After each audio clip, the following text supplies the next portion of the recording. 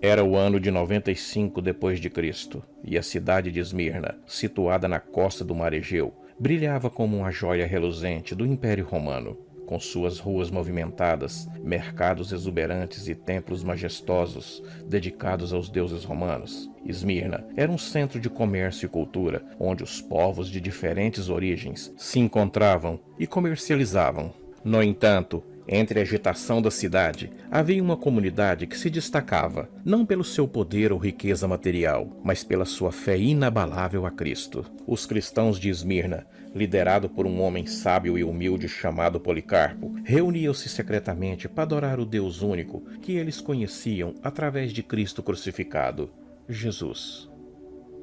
No coração da agitada cidade de Esmirna, uma comunidade singular se erguia, não pelo brilho das riquezas mundanas, mas pela luz de sua fé inabalável. Nas sombras das grandiosas estruturas romanas e dos templos dedicados aos deuses pagãos, os cristãos de Esmirna encontravam-se partilhados em silêncio em suas convicções mais profundas. Entre os murmúrios das cidades, eles sussurravam a palavra de esperança e amor, mantendo viva a chama divina e a chama da verdade, que era através de Cristo que Policarpo pregava. Policarpo, cheio de sabedoria e graça, guiava-os com uma mistura de coragem e compaixão. Ele ensinava que a verdadeira riqueza residia na fé e na comunhão com o divino, não nos tesouros terrenos que se desvaneciam com o tempo. Apesar das ameaças e perigos que os cercavam, os cristãos de Esmirna permaneciam firmes em suas devoções, encontrando força na comunhão uns com os outros e na promessa da vida eterna através de Jesus Cristo. Eles sabiam que sua fé os tornavam alvos da hostilidade da sociedade dominante da época, mas também reconheciam que sua verdadeira segurança residia nas mãos do Deus que eles adoravam. Assim, em meio à agitação do mundo ao seu redor, a comunidade de Esmirna brilhava como uma luz na escuridão, testemunhando o poder transformador do amor de Cristo. Enquanto continuavam a reunir em segredo, alimentando a sua fé e compartilhando a sua esperança, eles sabiam que, apesar das tribulações, sua recompensa final era eterna. Esses cristãos de Esmirna enfrentavam desafios terríveis. Sob o domínio romano, a adoração a outros deuses era obrigatória, e aqueles que se recusavam eram frequentemente perseguidos e até mesmo levados à morte. No entanto, a comunidade cristã de Esmirna permanecia firme em sua fé, encontrando forças nas palavras do apóstolo João, que uma vez caminhara entre eles e agora estava exilado na ilha de Patmos. Foi lá, em meio às rochas escarpadas e ao rugido do mar, que João recebeu uma visão poderosa e assombrosa. O Apocalipse. Nessa visão, ele viu 7 candelabros de ouro, e entre eles, o Cristo glorioso, cuja voz ressoava como trovão e cujos olhos flamejavam como fogo. Em um momento de silêncio solene, ele foi arrebatado por uma visão poderosa. Diante dos olhos de sua mente, os 7 candelabros de ouro se erguiam em toda sua majestade, lançando uma luz radiante sobre o cenário rochoso. Entre eles, em meio à luz celestial, estava Cristo glorioso, cuja presença enchia o espaço com uma aura de majestade indescritível.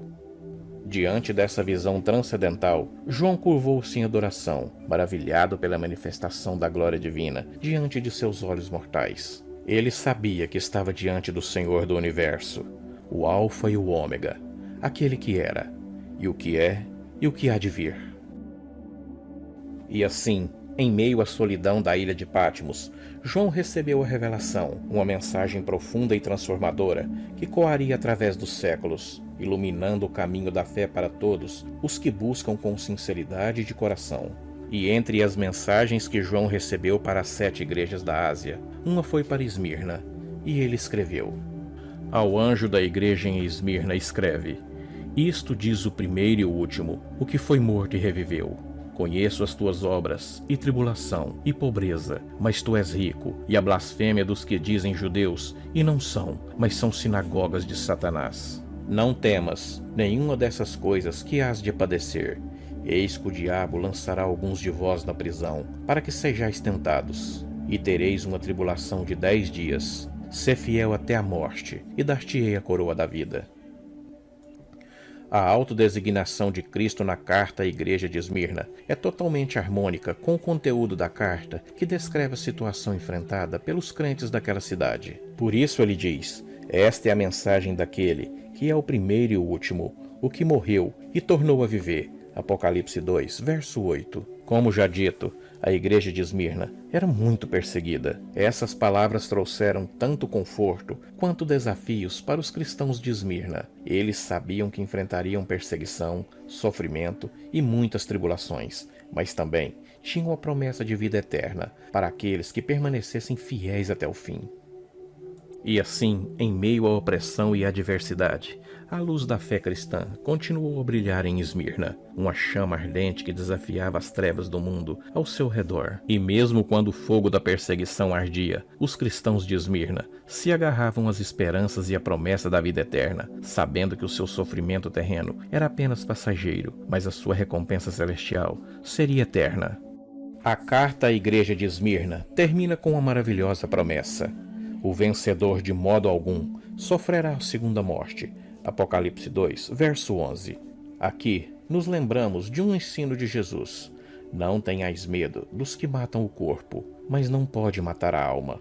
Antes, tenhais medo daquele que pode destruir tanto a alma como o corpo no inferno. Mateus 10, verso 28. Os crentes de Esmirna poderiam ter seus corpos destruídos por seus perseguidores, mas jamais eles seriam lançados de corpo e alma no lago de fogo no grande dia do Senhor. As palavras de Cristo na carta à igreja de Esmirna ainda são tão atuais quanto foram há 2000 anos. Elas têm confortado a igreja fiel por todos esses anos, e assim continuará sendo até a vinda de nosso Senhor.